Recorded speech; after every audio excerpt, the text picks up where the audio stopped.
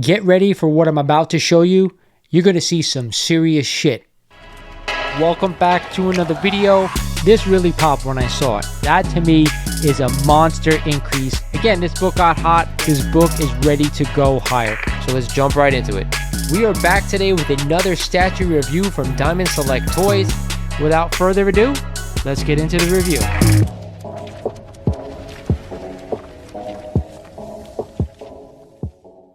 What is going on YouTube? This is Lawrence over at Mighty Comics and Collectibles, and I have a really cool video for you guys today.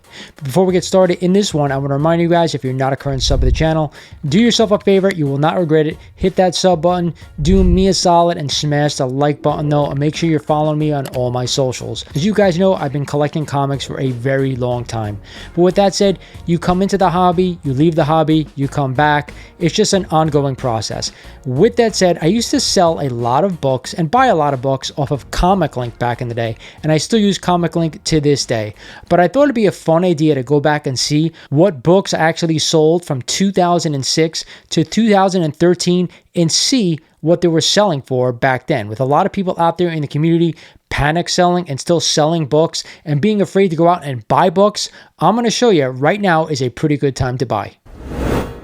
So the first book we're actually going to take a look at is this copy of Amazing Spider-Man number 6, the first appearance of the Lizard. Now in 2006, I actually sold this book for $225. Now as you can see, this book is missing the 12th page. You guys know even back then I did not want to own books that were missing pieces, at least anywhere from the Silver Age all the way up to modern.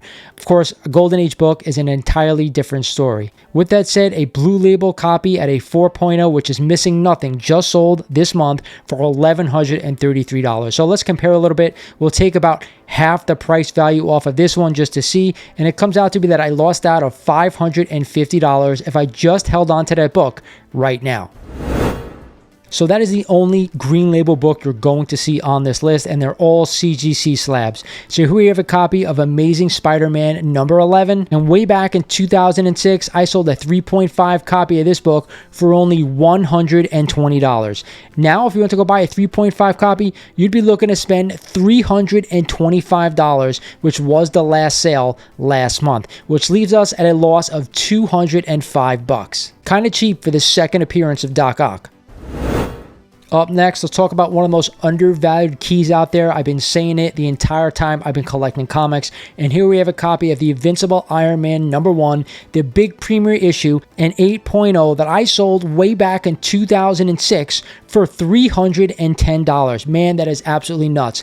But it gets worse. You can go out and buy an Iron Man number 1 in an 8.0 Blue Label right now for a crazy $1,100, which leaves us at a loss of $790. Absolute insanity.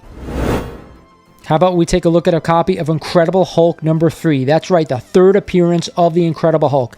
I had an old label CGC 5.5 that I sold in 2006 for only $425. Let's see what I missed out on. We just had a sale in March of this year for a crazy $1,309, which gives us at a loss of $884. My God, we're off to a rough start right now. All I can say is please hold on to your Silver Age books.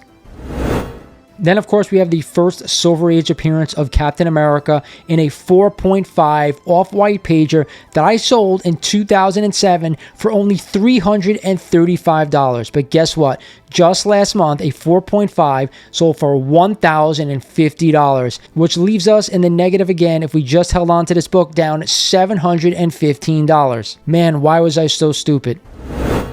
How about we talk about a mega key, a Grail? Here we have a copy of Tales of Suspense number 39 in a CGC 2.0, but a restored copy. Now, a little bit of information about this book. I actually bought it raw, did not know that it was restored, had it graded by CGC, and of course came back with the purple label of death. I was a lot more inexperienced back then, about 20 plus years ago, but since then, obviously, I've gotten a lot better. I sold this book in 2007 for $475. Now, I pulled the GPA data for a restored copy, and unfortunately, the last sale of a 2.0 occurred in 2019, but for an insane price. Check this out, $2,750. That gives us with a loss of $2,275 if I just hung on to this book. Let's talk a little Spidey goodness, and it doesn't get better than this book right here. It is a copy of Amazing Spider-Man number 14, which is the first appearance of the Green Goblin, one of my favorite early Amazing Spider-Man books. And in 2007, I sold a 3.0 for only $300. That, my friends, is an absolute steal. But if we look at a Universal 3.0 grade now, we just had a sale a couple of months back at $2,200, which leaves us in the negative again of $1,900 if I wasn't so stupid and sold all my Amazing Spider-Man books. As you guys can see, I was a massive Spider-Man fan, and of course I still am. But here we have a great Dr. Doom appearance, Amazing Spider-Man number 5 in a CGC 5.0 with white pages to boot that I sold in 2007 for $435. That to me is the epitome of stupid. Right now, we just had a sale last month for $1,350. This book has nearly tripled in that time frame. We're talking 14 years to be exact. This left us at a loss of $915, just shy of $1,000. Up next, let's talk about one of the more affordable Amazing Spider-Man keys out there. Here we have a copy of Amazing Spider-Man number 20 in a CGC 4.0. Does have cream to off-white pages. I sold this in 2009 for only $140, which is an absolute steal. We just had a sale in May of this year for $452, almost quadrupling what it was 15 years ago. The sale of this book actually leaves us in the negative $312. This one nearly blew my mind. Here we have a copy of Amazing Spider-Man number 129, the first appearance of the Punisher in this iconic cover by Gil Kane and John Romita Sr.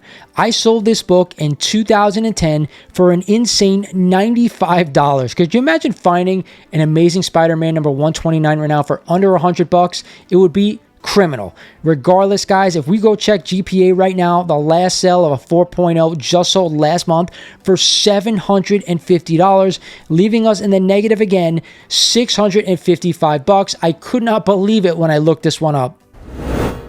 All right, this is a big one, and it really made me depressed. Here we have a copy of Amazing Spider-Man number 3, my favorite Spider-Man villain, the first appearance of Doc Ock, in a CGC 5.0. Yes, it has cream to off-white pages. Regardless, I sold this copy in 2010 for only $550. I almost hit the floor when I went to GPA and looked up a 5.0 to see what it's going for now.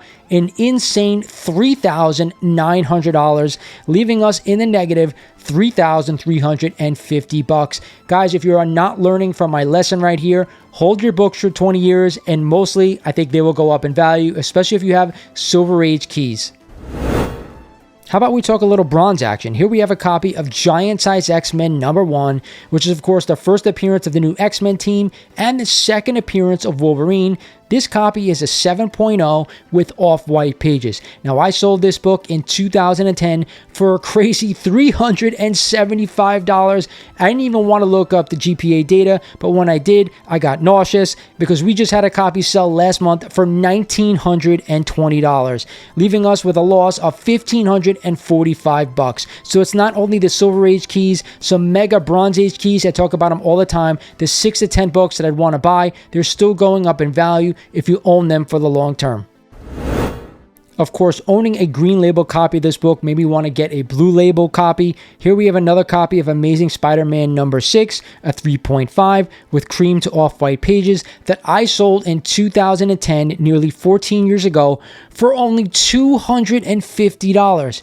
I just checked GPA, and guess what? We had a sale a couple of months back at $799, leaving us with a loss of $550. Still to this day, this book has doubled. I wish I held on to all my Amazing Spider-Man keys. I wouldn't have to rebuy them in lower grades than I had way back when. You want to get nuts? let's get nuts. Here we have my first ever copy of Amazing Fantasy number 15, the first appearance of Uncle Ben, the first appearance of Aunt May, and of course, more importantly, the first appearance of Peter Parker and Spider-Man. This was a great copy that I had, a CGC 2.5 with off-white to white pages. Now, a little info on this book, I did buy it raw, and this is the very first book I sent to CGC. I was a little unhappy with the grade when it first came back, but looking at the book now, I think it got the right grade. Regardless, guys, this one, sit down for it because you are going to get ill. In 2010, I sold this book for $3,900. Does anyone want to take a guess what a 2.5 is going for right now? Well, we just had a sale in March of this year for $22,834, which leaves us with a loss that makes me physically ill to my stomach. $18,934. This is the mother of all Silver Age books, and in my opinion, if you're a Spidey fan, down the line, this is the book that I want to keep for the absolute longest that I possibly can.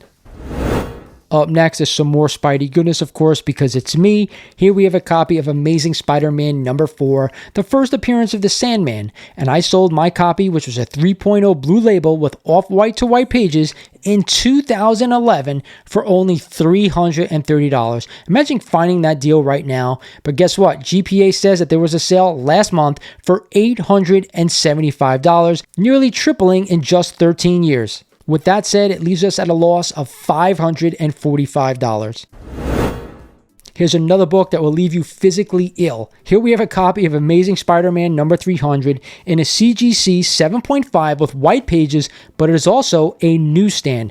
Guess what? I sold this book in 2011 for $50. Imagine finding an ASM 300 for only $50 right now, let alone a newsstand copy. Either way, in May of this year, we had a sale for $228, leaving us with a loss of only $178. So let's go back into the Bronze Age and talk about the biggest Bronze Age book there is, and my original copy of Incredible Hulk number 181. It was a 6.5 CGC grade with off-white pages. Now, I sold this copy in 2012 for only $550. Guess what? We just had a sale a couple of months ago, according to GPA, for $3,250, leaving us in the negative $2,700. So all those people out there dumping their 181s, I want you to stop it for a second. Think about what you're doing, because if you hang on for the 20 years, if you're a big-time Wolverine fan, I think you're going to do just fine. Up next, how about another Copper Age book? It is a copy of Amazing Spider-Man number 238 in a CGC 9.2 with white pages that sold in 2012 for only $95. Guess what? It checked GPA, and we just had a sale last month for 4 times that amount, $340, which leaves us in the negative $245. Not too bad. Owning copper is not going to kill you most of the time, because the books really haven't gone up dramatically over that time frame. Let's jump back to the Silver Age and talk about another Amazing Spider-Man key. It is a copy of Amazing Spider-Man number 9 and the first appearance of Electro. Now, this book was a CGC 6.5 with off-white pages that sold in 2013, just 11 years ago, for $550. In May of 2024, we had a GPA sale of $1,200, leaving us in the negative again, $650. Up next is a copy of Amazing Spider-Man number 13, the first appearance of Mysterio, and my original copy was a CGC 3.5 with cream to off-white pages that I sold in 2013 for a crazy $200. Try finding an ASM 13 for $200 now in any grade. Either way, we had a sale of a 3.5 in May for $528, which leaves us in the negative again, 328 beans. And we're going to end this video talking about another copy of Amazing Spider-Man 300, a direct copy that I had in a CGC 9.6 with white pages that I sold in 2013 for a stupid $300. Right now, according to GPA, the last sale for this one just sold last month for $900, almost tripling in just 11 years. Wow, what a crazy video. Imagine me holding on to all these books for the past 20 years and the equity I would have had in my comic books. I know it doesn't always work like that, but I always tell you guys this: timing is everything, and you should hold on to your keys for the long term. You will always come out on top, in my opinion, if you buy at the right time and just hold, especially if you love comics like I do. I would have been up almost $39,000 or possibly even more. To each his own. Hope you guys enjoyed the video. This is Lawrence over at Mighty Comics Collectibles saying thank you for watching, and I'll talk to you guys soon.